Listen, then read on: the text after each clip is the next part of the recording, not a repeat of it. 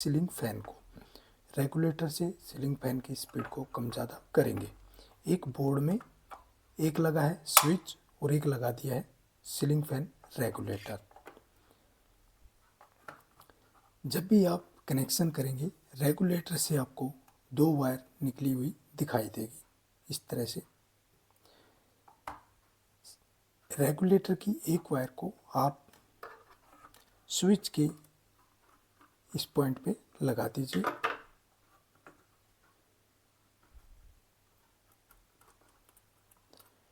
जो आपके बोर्ड में फैन के लिए स्विच दिया गया है उसके लगा दीजिए इस पॉइंट पे,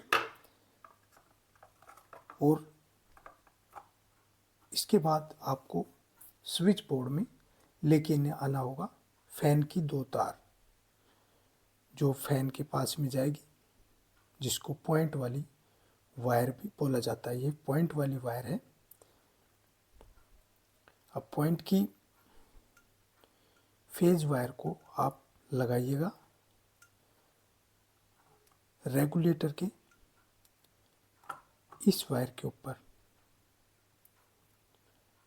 इस तरह से लगा दीजिए आप।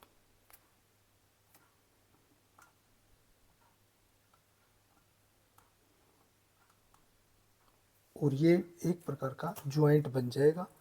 इसको आपको टेप लगा देना है।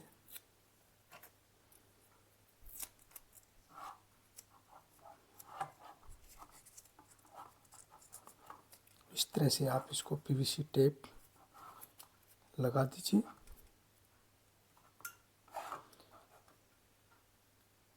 फैन की न्यूट्रल वायर को आप न्यूट्रल में लगा दीजिए बोर्ड में।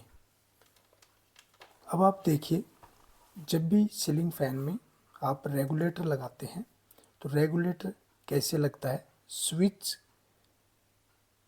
से रेगुलेटर में सप्लाई जाती है, रेगुलेटर से जाती है पंखे में, फैन में सप्लाई जाएगी।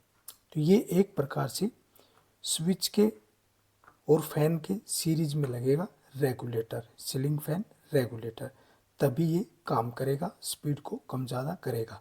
रेगुलेटर में न्यूट्रल की ज़रूरत नहीं होती है। अब इसमें आपको सप्लाई देनी होगी बोर्ड के अंदर। सप्लाई की आप दो तार अंदर डाल लीजिए।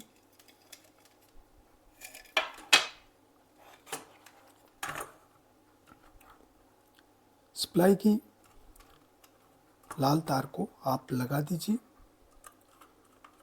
स्विच के इस पॉइंट पे।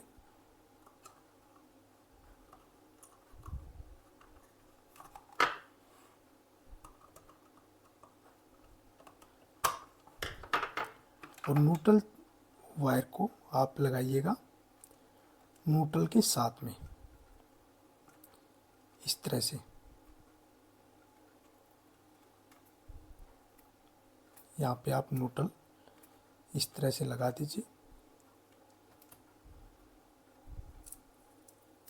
और इसको भी आपको टेप लगाना होगा।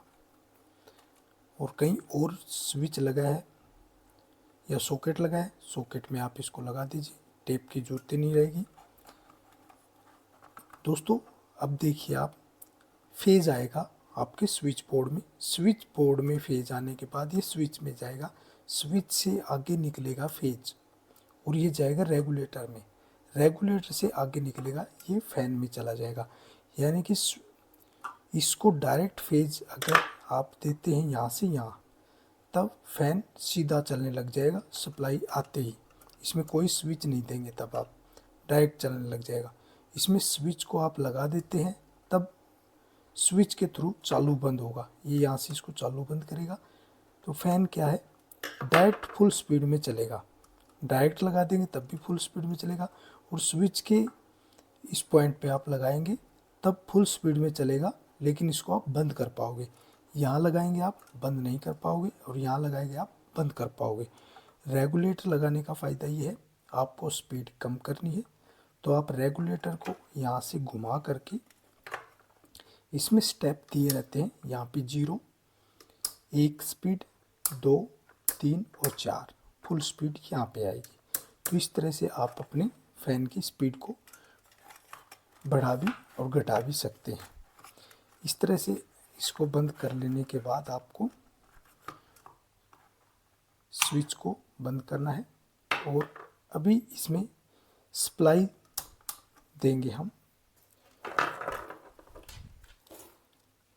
ये कनेक्शन सीलिंग फैन रेगुलेटर के हो गए हैं, स्विच के साथ में सीलिंग फैन रेगुलेटर के कनेक्शन, और इससे चलेगा फ़ैन। ये फ़ैन है। अब देखिए सप्लाई दे दीजिए और इसको स्विच को चालू कीजिए। स्विच चालू करने के बाद रेगुलेटर को चालू करना होगा, फ़ैन चलने लग जाएगा। ये सिंगल स्पीड और ये 2 स्पीड, 3 और 4 स्पीड।